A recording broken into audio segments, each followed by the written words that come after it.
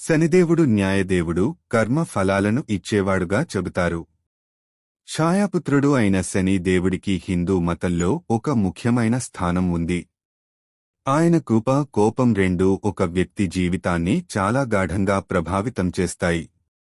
శని దేవుడిని ప్రసన్నం చేసుకోవడానికి, ఆయన ప్రతికూల దృష్టిని నివారించడానికి అనేక చర్యలు తీసుకుంటారు. అలాంటి ప్రధాన పనులలో ఒకటి ఆయనకు ఆవ నూనెను సమర్పించడం. అయితే శని దేవుడికి నువ్వుల నూనె సమర్పించడం గురించి చాలామందికి తెలిసి ఉంటుంది, కాని ఆవ నూనె సమర్పించడం గురించి చాలా తక్కువ మందికి తెలిసి ఉంటుంది. అసలు శని దేవుడికి ఆవ నూనె ఎందుకు సమర్పిస్తారో తెలుసుకుంటే, రాముడి సైన్యం లంకకు సేతువు నిర్మిస్తున్నప్పుడు ఆ వంతెనను రక్షించే బాధ్యత హనుమంతుడిదేనని నమ్ముతారు. ఈ సమయంలో హనుమంతుడి బలానికి, కీర్తికి ముగ్ధుడైన శని దేవుడు హనుమంతుడితో పోరాడటానికి వచ్చాడు.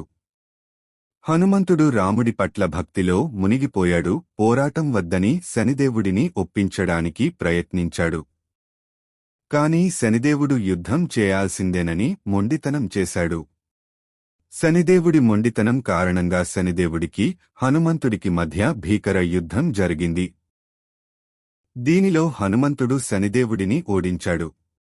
యుద్ధంలో గాయపడటం వల్ల శనిదేవుడు భరించలేని నొప్పితో బాధపడుతున్నాడు. అప్పుడు హనుమంతుడు శనిదేవుడి నొప్పిని తగ్గించడానికి ఆవ నూనెను శనిదేవుడి శరీరంపై పూశాడట. ఆవ నూనె వేడి ప్రభావాన్ని కలిగి ఉంటుంది. ఇది శనిదేవుడి గాయాలకు చాలా ఉపశమనం కలిగించి నొప్పిని తగ్గించిందట. ఈ సంఘటన తర్వాత శనిదేవుడు తనకు భక్తితో ఆవనూనెను సమర్పించే భక్తుడి కష్టాలన్నీ తొలగిపోతాయని, తన ఆశీస్సులు భక్తుడిపై ఉంటాయని చెప్పాడట. అప్పటినుండి శనిదేవుడికి ఆవాల నూనెను సమర్పించే సంప్రదాయం ప్రారంభమైంది. జ్యోతిషశాస్త్రం ప్రకారం ఆవ నూనె శనిదేవుడికి సంబంధించినది. ఆవ నూనె నలుపు రంగులో ఉంటుంది. శనిదేవుడికి నలుపు రంగు అంటే చాలా ఇష్టం. దీనితో పాటు ఆవ నూనె వేడి ప్రభావాన్ని కలిగి ఉంటుంది. ఇది శనిదేవుని చల్లని స్వభావాన్ని సమతుల్యం చేస్తుందట.